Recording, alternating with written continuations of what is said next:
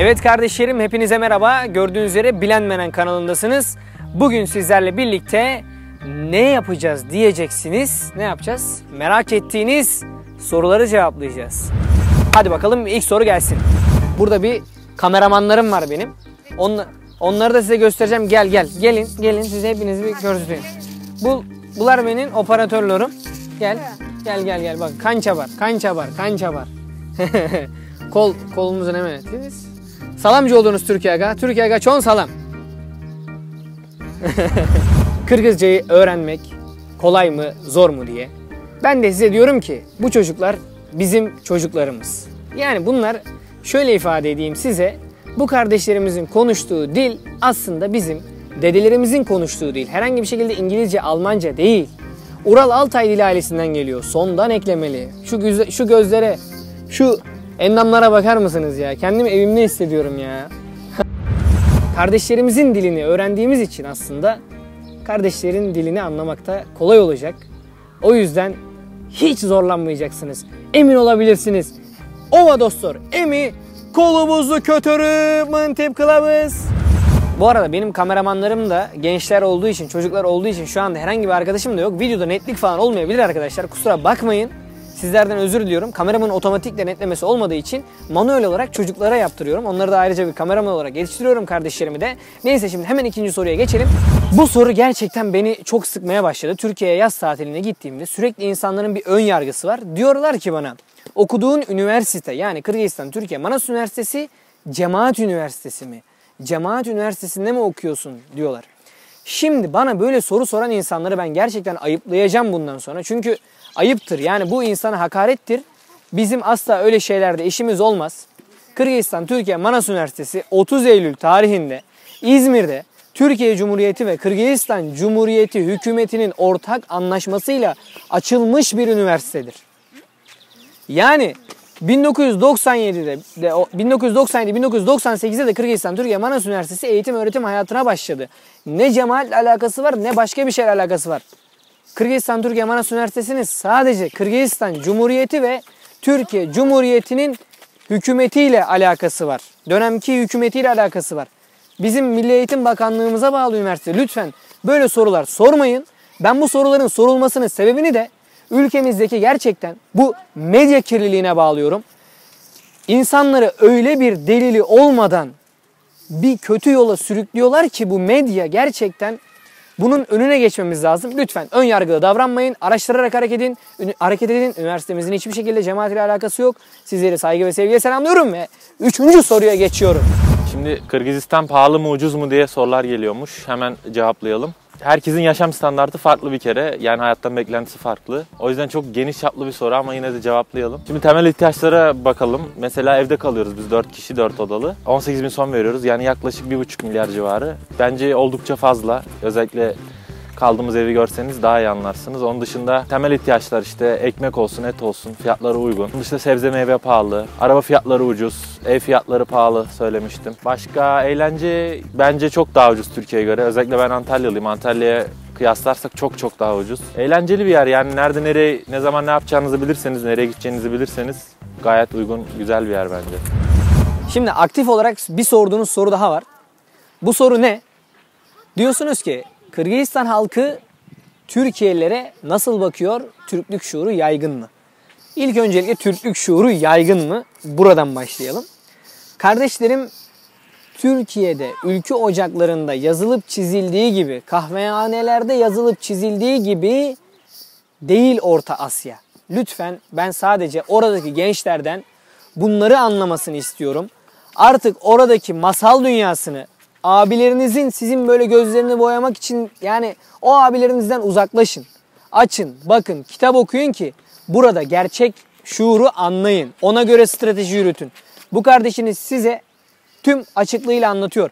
Burada öyle bir şuur yaygın değil. Oradaki abilerinizi uyarın. Deyin ki reis deyin, bak anlatıyorsun ama onlar bizim gerçek kardeşimiz, ne gerçek kardeşimiz. Ne yaptın deyin ya, bu şuuru yaymak için ne yaptın deyin ya. Direkt söyleyin arkadaşlar. Hepimizin Atatürk'ün realitesine ihtiyacımız var. Biraz da Enver Paşa'nın bu hayalperestliği toparlar. Tarih bilenler, tarih şuuru olanlar bize gerçekten çok iyi davranıyorlar. Hiçbir sıkıntımız yok.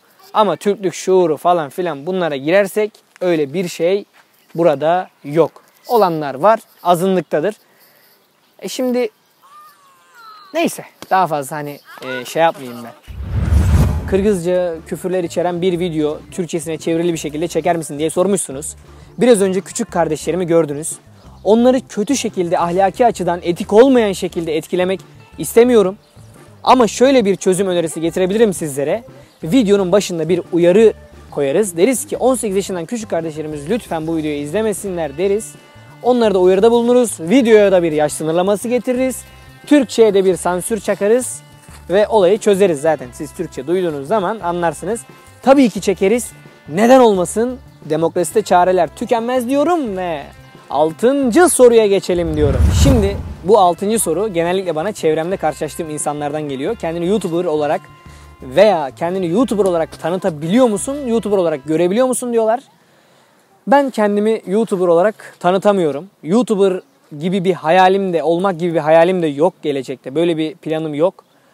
Ben sadece özgün olmayan, sanata önem verilmeyen, sadece insanları uyutmaya yönelik içeriklerin çok izlendiği yerde azınlık olarak sizleri düşündürmeye, sorgulamaya, çok tibe dostlar. Bu arada kardeşim de kameraya çarptı çocuklarla. Kameramanlık da gerçekten zor. Umarım anlıyorsunuzdur beni. Her neyse devam edeceğim. Gerçekten dediğim gibi bu platformda ben sizleri düşündürmeye, sorgulattırmaya iten bir kanal olarak görüyorum kendimi. Ben yatırımımı sanata yapmak istiyorum. Yatırımımı özgün olmaya, kendim olmaya yapmak istiyorum ve buradaki popüler kültürün bu oyununa, bu zehrine karşı ben halk kültürünün yanında, bana dayatılmayan, bana öğretilen kültürün yanında olmak istiyorum. Ve diğer soruya geçiyorum.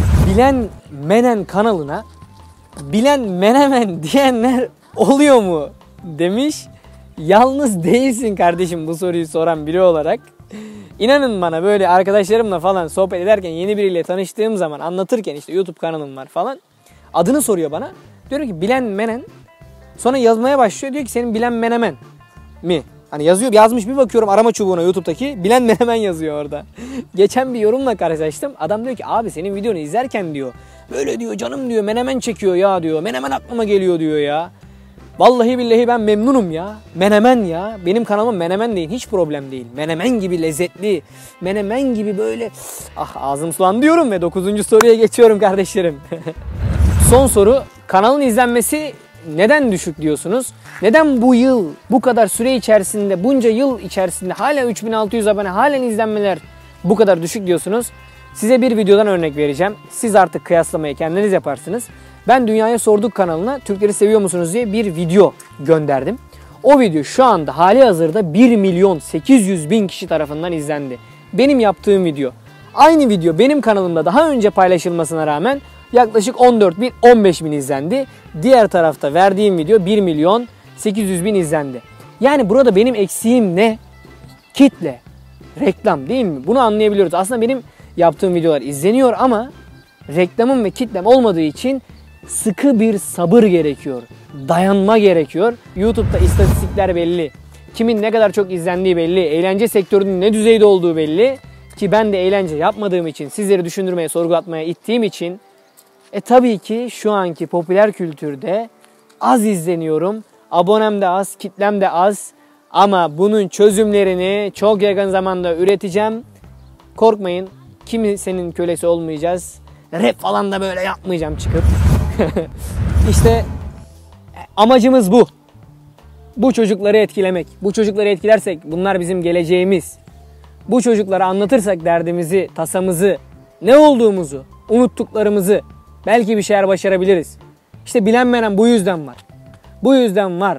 Halkının eski özelliklerini, unutulmayan saygınlığını, ahlakını belki birazcık da olsa hatırlatmak için var. Hatalarım olmuştur elbet. Olmuyor değil. Ama en azından bu yolda elimden geleni yapıyorum ve bu kardeşlerim için her şeyi göze alırım diyorum ve kardeşlerim, Emi Uganlar. Türkiye'ye çon salam, Türkiye'ye çon salam de. Türkiye'ye çon salam. Çon salam. Rahmat.